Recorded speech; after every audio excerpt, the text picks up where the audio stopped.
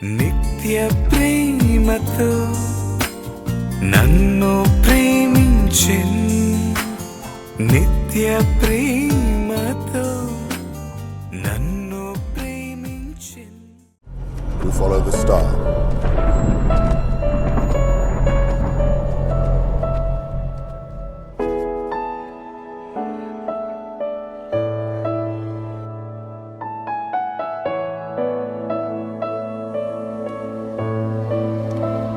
His name is Jesus.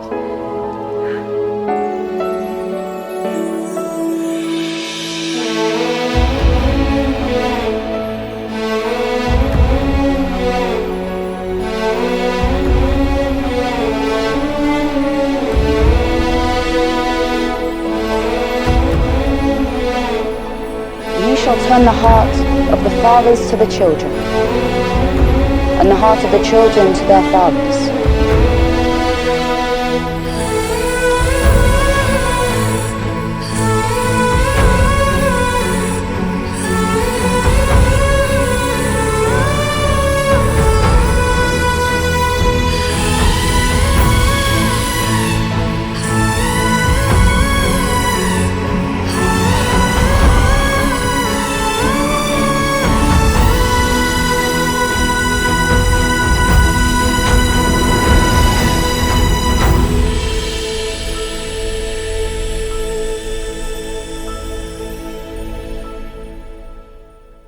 ప్రార్థన చేసుకుందాం.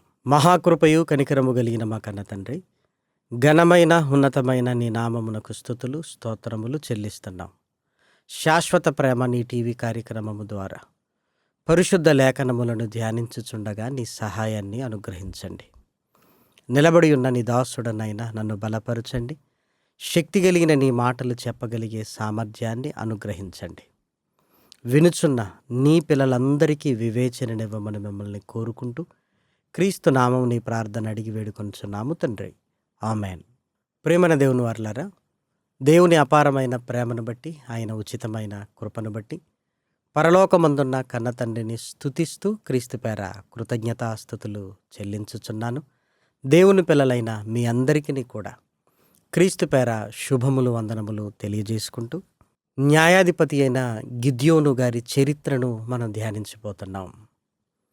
గిద్యోను గారు మిద్యానీయులపై ఎలా విజయాన్ని సాధించాడో, గిద్యోనును న్యాయాధిపతిగా ఎంపిక చేసినప్పుడు ఇశ్రాయేలీల పరిస్థితులు ఏంటో, ఇవన్నీ క్షుణ్ణంగా మనం ధ్యానించగలిగితే మన ఆత్మీయ జీవితానికి అనేకమైన పాఠములను మనం నేర్చుకోవచ్చు.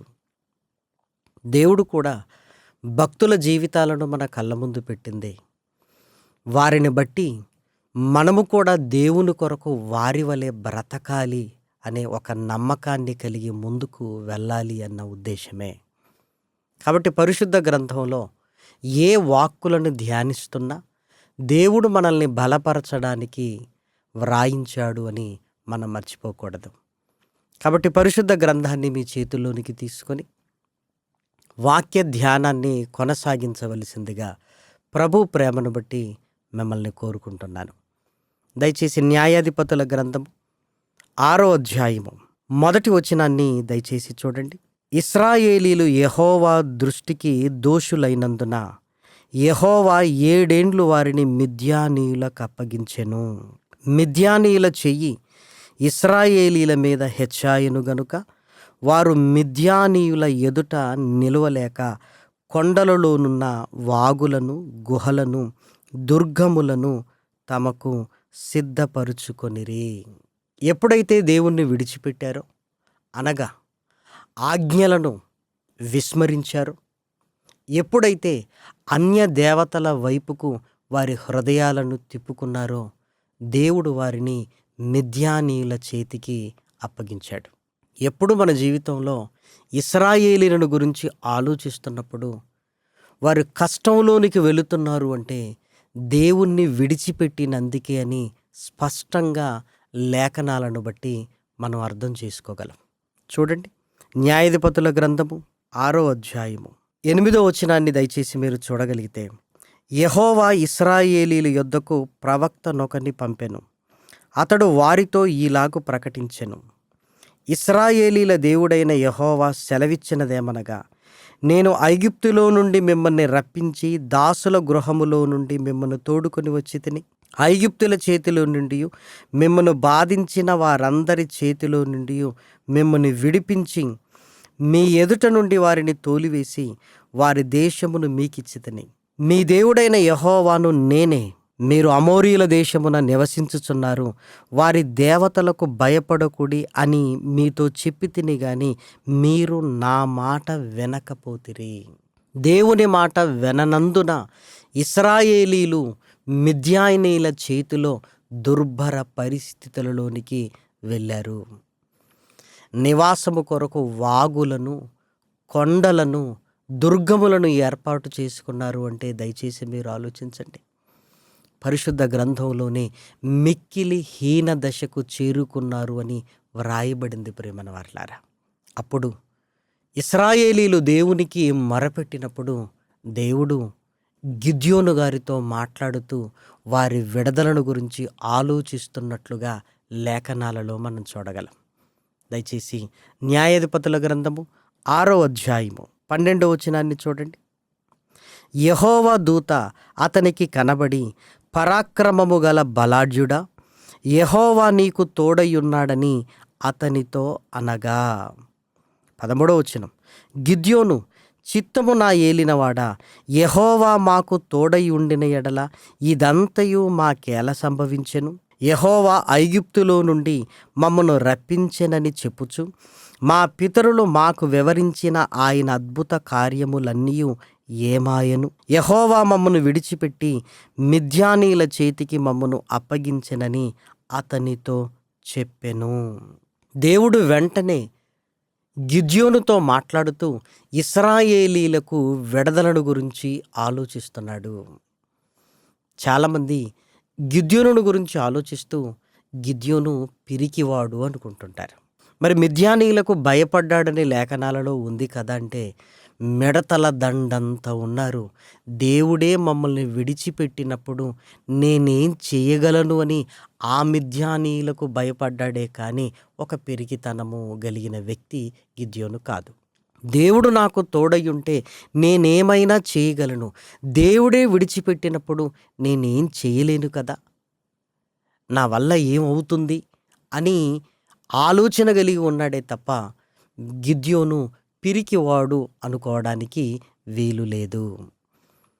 ఇక ముందుకు వెళ్ళి జాగ్రత్తగా మనం ఆలోచించగలిగితే దేవుడు గిద్యోనుతో మాట్లాడుతున్నప్పుడు గిద్యోను, మా పితరులకు మీరు చేసిన అద్భుత కార్యములు ఏమయ్యాయి?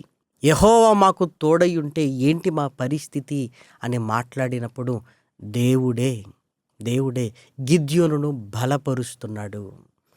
మరి గిద్యోను ఎందుకు ముందుకు వెళ్ళటం లేదు అని జాగ్రత్తగా ఆలోచించగలిగితే, ఇశ్రాయేలీల గోత్రంలో నా గోత్రము ఎన్నిక లేనిది, నేను నా గోత్రంలో నా కుటుంబంలో నేను కనిష్ఠుణ్ణి అని ఆలోచనలో ఉన్నాడు.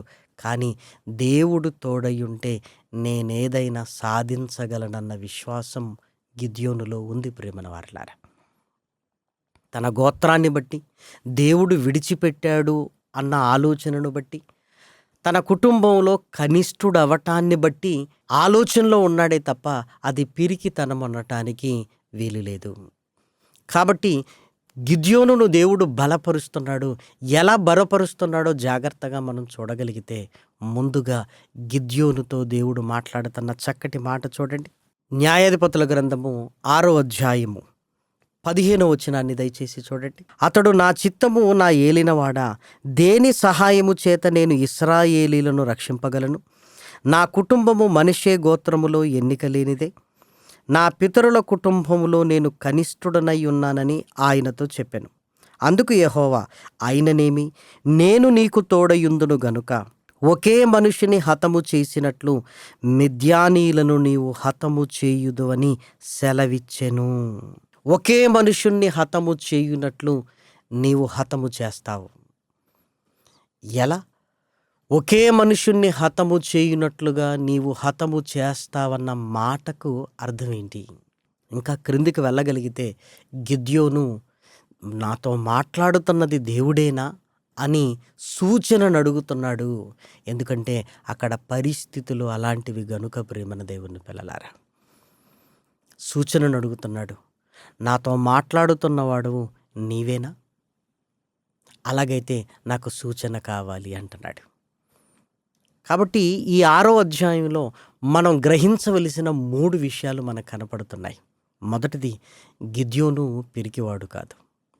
రెండవది, మిద్యానీయులను ఒక మనుషుణ్ణి హతము చేసినట్లుగా నువ్వు చేస్తావు అన్నాడు. మూడో విషయం ఏంటి అంటే, నాకొక సూచన కావాలి అంటున్నాడు. నాకొక సూచన కావాలి. కాబట్టి మిద్యానీయులను ఒక మనుష్యుడు హతము చేసినట్లుగా ఎలా హతము చేశాడు? ఎలా జరిగిందది? అలాగే మూడవది, నాకొక సూచన కావాలి. నాతో మాట్లాడుతున్నవాడవు నీవేనా? ఒకవేళ నీవే అయితే నేను నిలబడతాను అని మాట్లాడుతున్నది దేవుడా కాదా అని ఒక సూచనను అడుగుతున్నాడు. ప్రేమన వారలారా, తన విశ్వాసాన్ని బలపరుచుకోవటానికే తప్ప అపనమ్మికతో అడగటము లేదు.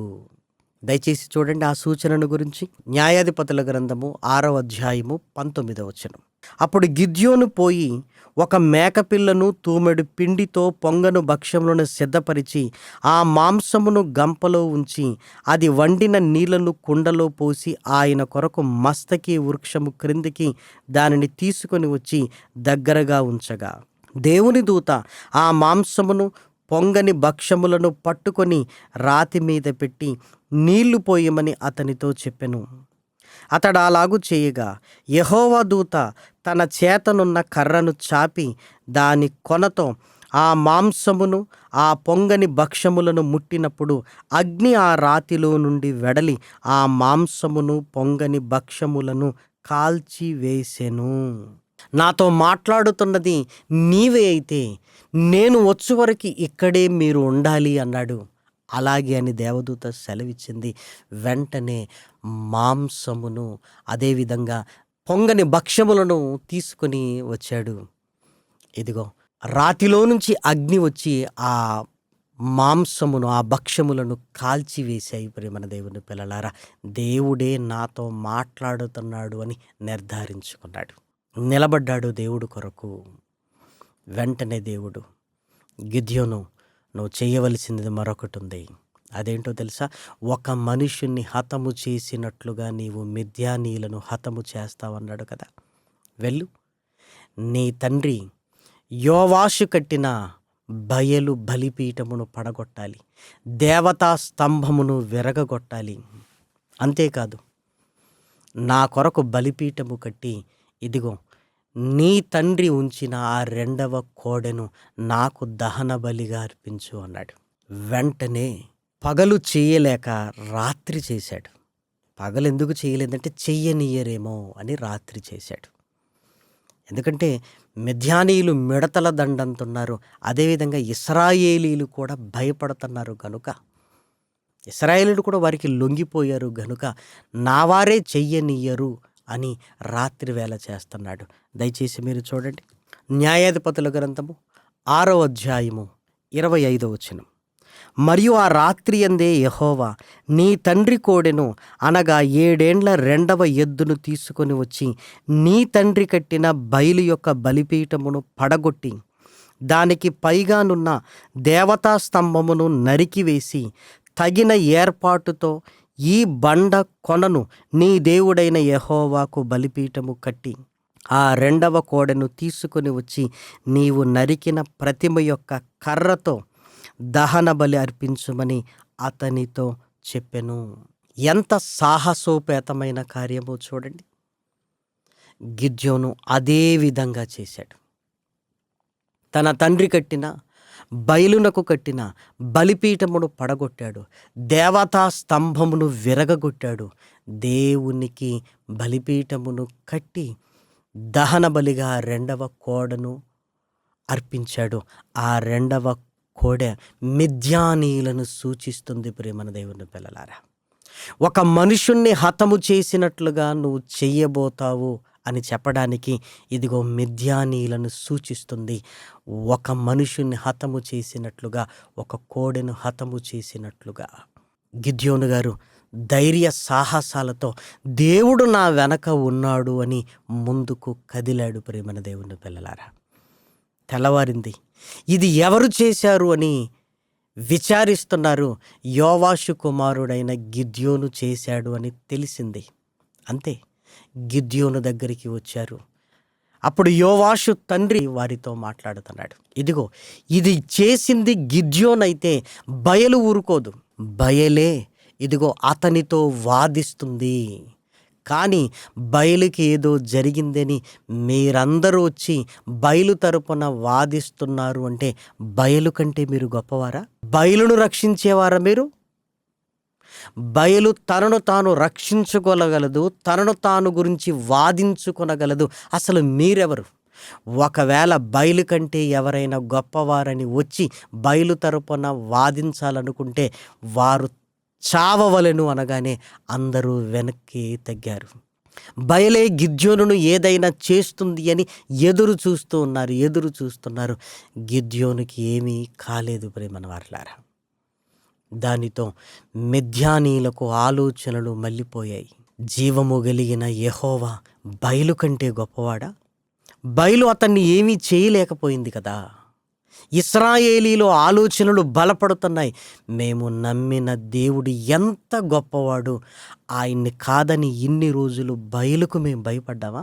మిద్యానీయులు భీతిల్లడానికి, ఇశ్రాయేలీలు బలపడటానికి కారణమైంది ప్రేమన దేవుని పిల్లలారా. దేవుడు ఏది చేసినా ఆయన ఉద్దేశములు చాలా గొప్పవి. దేవుడు ఎందుకు చేయిస్తున్నాడు అని మనం అనుకుంటుంటాం, కానీ దాని వెనకాల బలమైన కారణాలు ఉంటాయని మనం గ్రహించాలి. కాబట్టి మిద్యానీయులు భీతిల్లడానికి, ఇశ్రాయేలీలు విశ్వాసం ఉంచడానికి, బలపడటానికి కారణమైంది ప్రేమన వారలారా. అప్పుడు తన కుమారుడైన గిద్యోనుకు ఏం పేరు పెట్టాడో తెలుసా? యెరుబ్బయలు, అంటే బయలుతో వాదించువాడు అని పేరు పెట్టారు ప్రేమన వారలారా. దయచేసి చూడండి, న్యాయాధిపతుల గ్రంథము 6వ అధ్యాయము 31వ వచనం. యోవాషు ఎదురుగా నిలిచిన వారందరితో, మీరు బయలు పక్షముగా వాదింతురా? మీరు వానిని రక్షించుదురా? వాని పక్షముగా వాదించువాడు ఈ ప్రొద్దుననే చావవలెను. ఎవడో వాని బలిపీఠమును విరగగొట్టెను గనుక వాడు దేవత అయినందున తన పక్షమున తానే వాదించవచ్చును. ఒకడు తన బలిపీఠమును విరగగొట్టినందున అతనితో బయలు వాదించుకొననిమ్మని చెప్పి ఆ దినమున అతనికి యెరుబ్బయలను పేరు పెట్టెను, వాదించువాడు అని. గిద్యోను జీవితంలో దేవుడు చేయిస్తున్న కార్యములను చూడండి. పిరికివాడు కాదు, అలాని ఒక మనుషుని హతము చేసినట్లుగా నువ్వు నీ చేత చేయిస్తానడానికి సాదృశ్యము ఆ రెండవ కోడను వధించడం. అది ఎక్కడ? బయలు బలిపీఠమును పడగొట్టి ఆ దేవతా స్తంభమును విరగగొట్టి దాని కట్టెలతో దహన బలి అర్పించాడు అంటే మీరు ఆలోచించండి. గిద్యోను దేవుడు చెయ్యమన్నది చేస్తున్నాడు. అంతేకాదు, నిర్ధారించుకున్నాడు, దేవా నువ్వు నాతో మాట్లాడుతున్న నీవైనప్పుడు నీ కొరకు నేను నిలబడతానని నిలబడిపోయాడు. యెరుబ్బయలు అనే పేరును సార్థకతం చేసుకున్నాడు. బయలుతో వాదించువాడు దేవుని తరపున అని ప్రేమన దేవుని పిల్లలారా. దయచేసి మీరు ఆలోచించండి. ఈ సందర్భాలను ధ్యానిస్తున్నప్పుడు మనం ఏమి నేర్చుకోవాలి? గిద్యోను గురించి నేర్చుకున్నామని కాదు, గిద్యోను జీవితాన్ని బట్టి మన జీవితానికి అన్వయించుకొని 3 సంగతులు మనం కూడా నేర్చుకోవాలి. మొదటిది ఏంటో తెలుసా? మనము కూడా దేవుణ్ణి విడిచిపెట్టినప్పుడు హీన దశకు వెళ్ళిపోతాం. మనము కూడా దేవుని ఆజ్ఞలను నిర్లక్ష్యము చేసినప్పుడు, లోకాన్ని లక్ష్య పెట్టినప్పుడు మన జీవితాలు కూడా దుర్భరమైన పరిస్థితులలోనికి వెళ్ళిపోతాయి. ఎందుకు నా కుటుంబంలో ఇలా జరుగుతుంది అని మనం కూడా చాలాసార్లు ఆలోచిస్తుంటాం. దేవుణ్ణి విడిచిపెట్టావా? దేవుని దగ్గరికి రావటం మానేసావా? దేవునికి ఇవ్వటం మానేసావా? ప్రార్థన చేయటం మానేసావా? వాక్యాన్ని చదవటం మానేసావా? ఏదో జరుగుతుంది మన కుటుంబంలో, గ్రహించాలి. నేను గ్రహించాను అంటే వెంటనే దేవునికి మొరపెట్టు. దేవుడు ప్రేమ కలిగినవాడు. మనము పాపము చేస్తున్నంత వరకు మన ప్రార్థన ఆయన పట్టించుకోడు. పశ్చాత్తాపముతో మనం ప్రార్థన చేస్తే వెంటనే తన హృదయాన్ని, తన మనసును మన వైపుకు త్రిప్పగలిగే గొప్ప దేవుడు, ప్రేమన దేవుని పిల్లలారా. వెంటనే ఆయనను ఆశ్రయించాలి. దేవుణ్ణి ఆశ్రయించినప్పుడు గిద్యోనును బలపరిచిన దేవుడు నిన్ను నన్ను బలపరుస్తాడు, నిలవబెడతాడు. ప్రేమన దేవుని పిల్లలారా, నిజంగా దేవుడు నన్ను బలపరుస్తాడా, నేను ఏమాత్రపు వాడను అని మనం అనుకుంటున్నప్పుడు మనకు నమ్మకాన్ని కలిగించడానికి దేవుడు సూచనలు కూడా మన కళ్ళ ముందు పెడతాడు. వాక్యము ద్వారా, పరిస్థితుల ద్వారా మనకు అర్థమవుతుంటుంది దేవుడు నాకు తోడుగా ఉన్నాడు అని.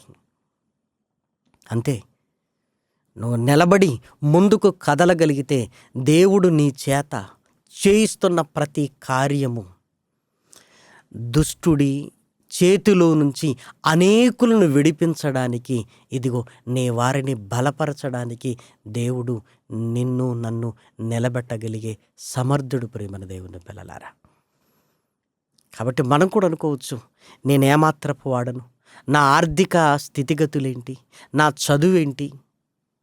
కానీ దేవుడు నీకు తోడయ్యుంటే నువ్వు ఏదైనా సాధించగలిగిన గొప్పవాడవని దేవుణ్ణి బట్టి నిన్ను నువ్వు నమ్మాల్సిందే. ప్రేమన వారలారా, దేవుడు లేకపోతే మనం ఏమీ చేయలేం.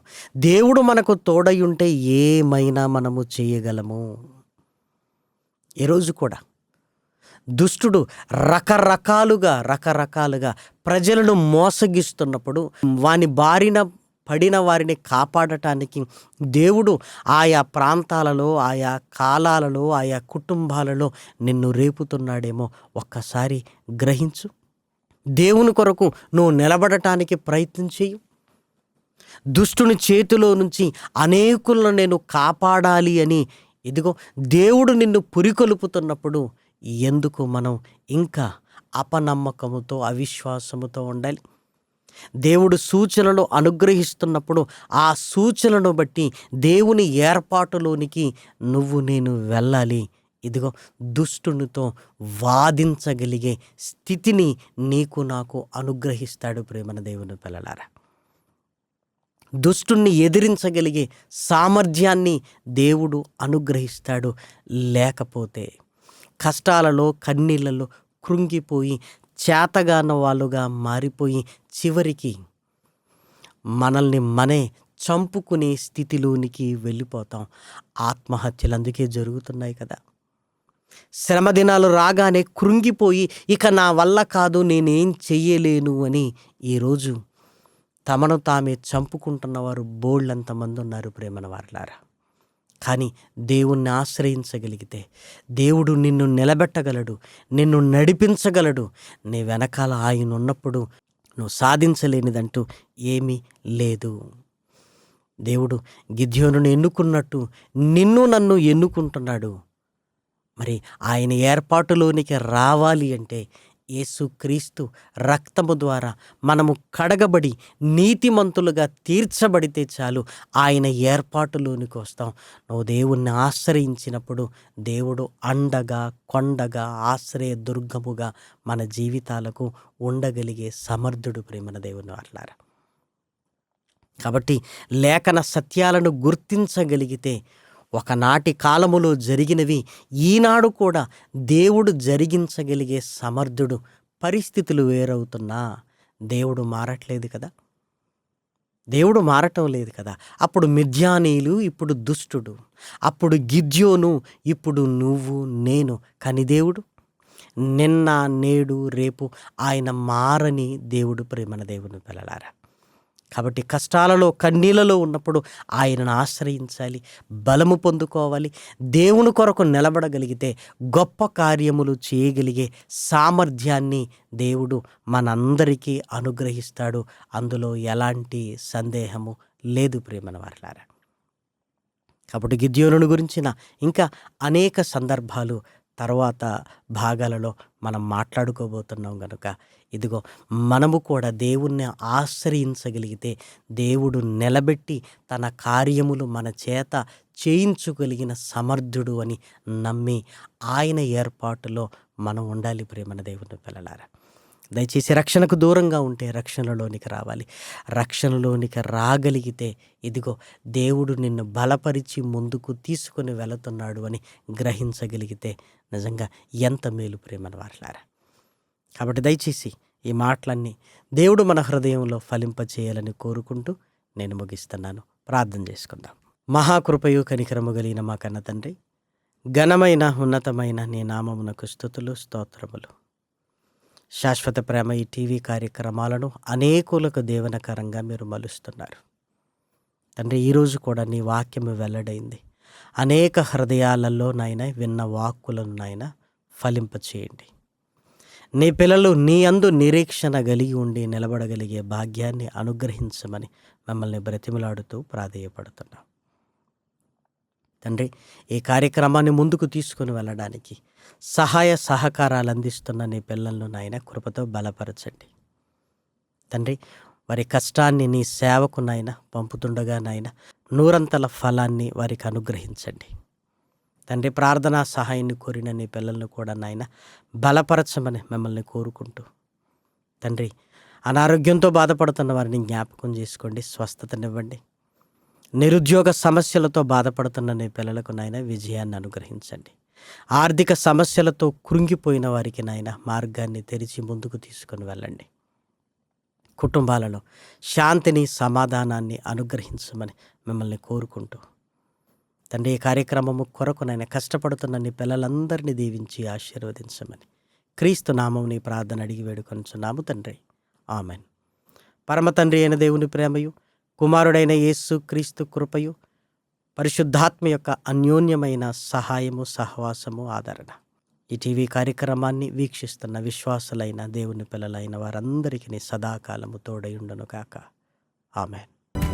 స్వార్థం లేనిది ప్రేమ, అన్నీ ఓర్చును ప్రేమ, గంగం లేనిది ప్రేమ, అపకారమునే మరచును ప్రేమ, ఉప్పొంగని గుణమే ప్రేమ, కోపం నిలుపదు ప్రేమ, అన్నీ తాడును ప్రేమ, మత్సరమే పడనిది ప్రేమ, దయనే చూపును ప్రేమ, కరికే చేచును ప్రేమ, సహనం చూపును ప్రేమ, నిరీక్షణతో నిలుచును ప్రేమ.